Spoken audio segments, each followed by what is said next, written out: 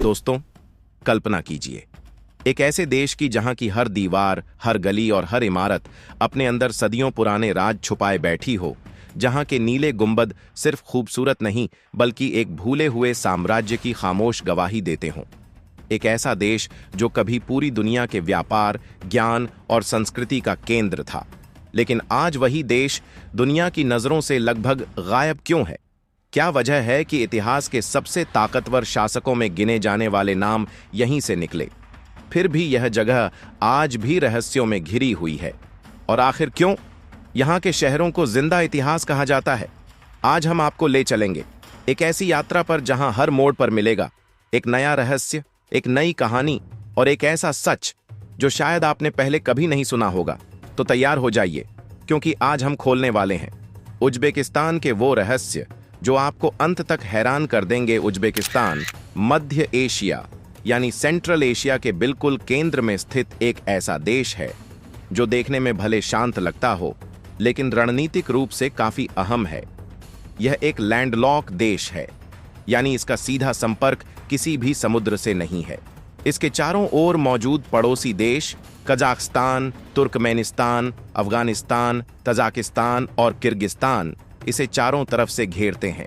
लेकिन सबसे हैरान करने वाली बात यह है कि उज्बेकिस्तान दुनिया के उन बेहद कम देशों में शामिल है जो डबल लैंडलॉक हैं।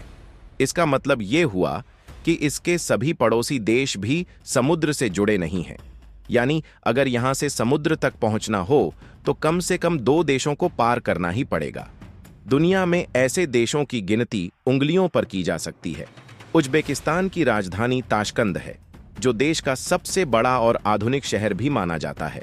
यहाँ की आधिकारिक भाषा उज्बेक है, लेकिन सोवियत इतिहास की वजह से रूसी भाषा भी आज तक व्यापक रूप से बोली जाती है।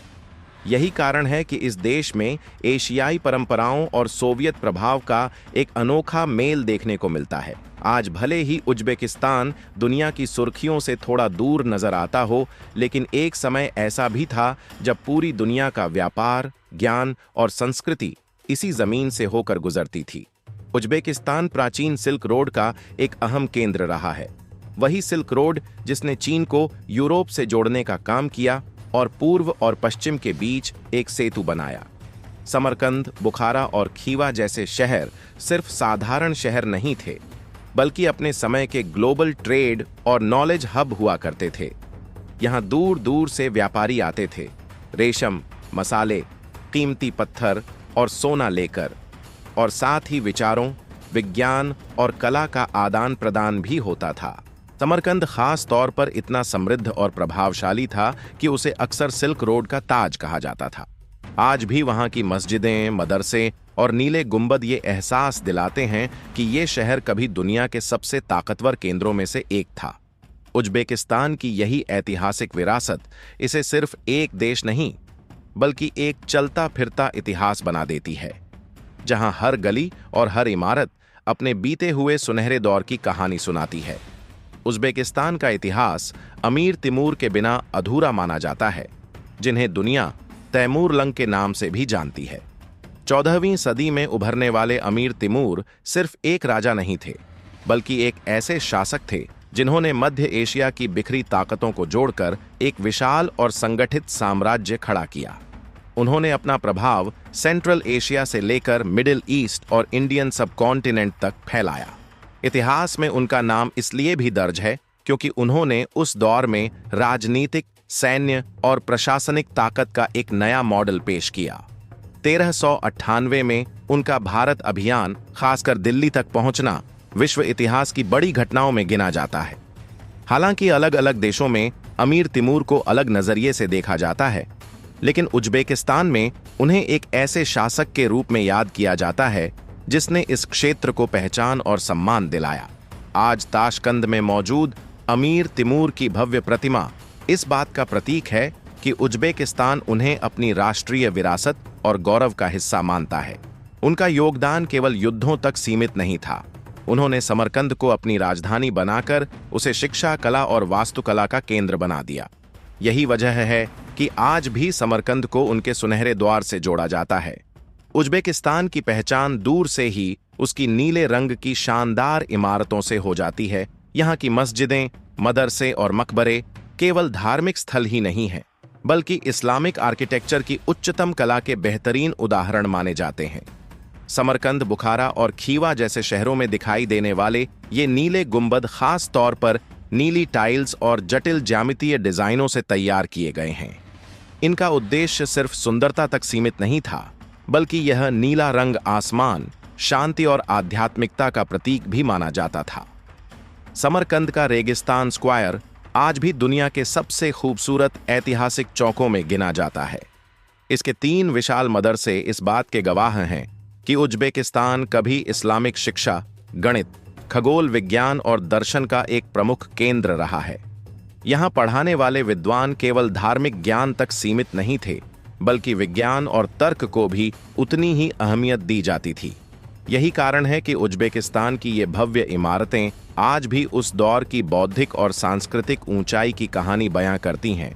बहुत कम लोग जानते हैं कि आज का उज्बेकिस्तान कभी दुनिया के सबसे बड़े ज्ञान और विज्ञान केंद्रों में गिना जाता था। यह वही भूमि है जहां से महान विद्वान अल-बरूनी और प्रसिद्ध खगोल शास्त्री उलुग बेग जैसे नाम जुड़े हुए हैं, जिनका योगदान आज भी वैश्विक इतिहास में पढ़ाया जाता है। अल-बरूनी को मध्यकालीन दुनिया के सबसे महान वैज्ञानिकों में शामिल किया जाता है। उन्होंने खगोल विज्ञान, गणित, भूगोल और इतिहास जैसे विषयों पर सदियों पहले ऐसे शोध किए जो अपने समय से काफी आगे थे। पृथ्वी की त्रिज्या का अनुमान लगाना हो या अलग अलग संस्कृतियों का तुलनात्मक अध्ययन करना, ये सब उस समय आसान नहीं था, लेकिन अल-बरूनी ने इसे संभव कर दिखाया। वहीं उलुग बेग, जो स्वयं एक शासक भी थे, विज्ञान को सत्ता से ऊपर रखने वाले दुर्लभ उदाहरणों में से एक थे। 15वीं सदी में समरकंद में बनाई गई उनकी वेधशाला यानी उलुग बेग ऑब्जर्वेटरी अपने समय की सबसे उन्नत वेधशालाओं में से एक मानी जाती थी। यहां से तारों की स्थिति और उनकी गति पर इतनी सटीक गणनाएं की गईं कि उनके द्वारा तैयार किया गया स्टार कैटलॉग यूरोप में भी सदियों तक इस्तेमाल होता रहा। ये सभी तथ्य इस बात का प्रमाण हैं कि उज्बेकिस्तान केवल युद्धों और साम्राज्यों की भूमि ही नहीं रहा, बल्कि यह वह स्थान भी था जहां ज्ञान, तर्क और विज्ञान को वास्तविक सम्मान दिया जाता था। आज का उज्बेकिस्तान अपने ऐतिहासिक अतीत से आगे बढ़ते हुए धीरे धीरे एक आधुनिक और आत्मनिर्भर अर्थव्यवस्था की ओर कदम बढ़ा रहा है। प्राकृतिक संसाधनों के मामले में यह देश मध्य एशिया के समृद्ध देशों में गिना जाता है।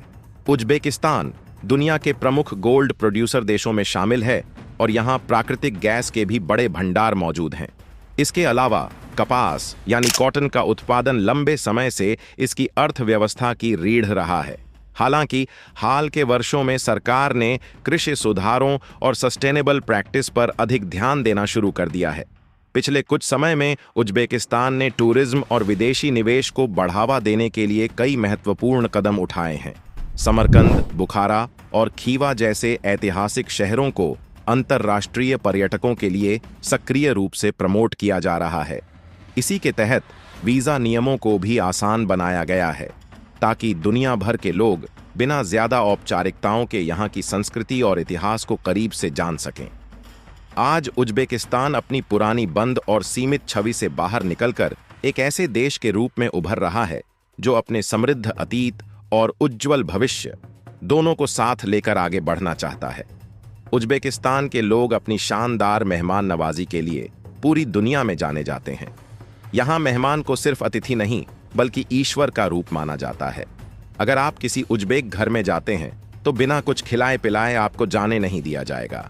यह परंपरा सदियों पुराने सिल्क रोड कल्चर से जुड़ी है, जब व्यापारी और मुसाफिर लंबी यात्राओं के दौरान यहाँ रुकते थे और स्थानीय लोग उनकी पूरी देखभाल करते थे।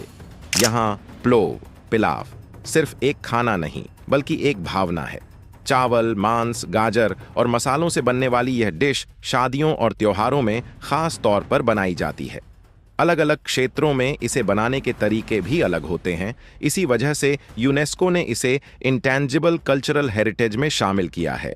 यहाँ की शादियाँ, संगीत और नृत्य समाज का अहम हिस्सा हैं। कई दिनों तक चलने वाले इन समारोहों में सैकड़ों लोग शामिल होते हैं जो इस संस्कृति को और भी जीवंत बनाते हैं। सबसे खास बात है परिवार। उज़्बेक समाज में बुजुर्गों का सम्मान, रिश्तों की मजबूती और परंपराओं का पालन आज भी गहराई से देखा जाता है। अगर आपने अब तक उज़्बेकिस्तान को नजरअंदाज किया था, तो अब आपकी सोच जरूर बदलेगी। वीडियो पसंद आई हो तो लाइक करें और चैनल को सब्सक्राइब करना न भूलें।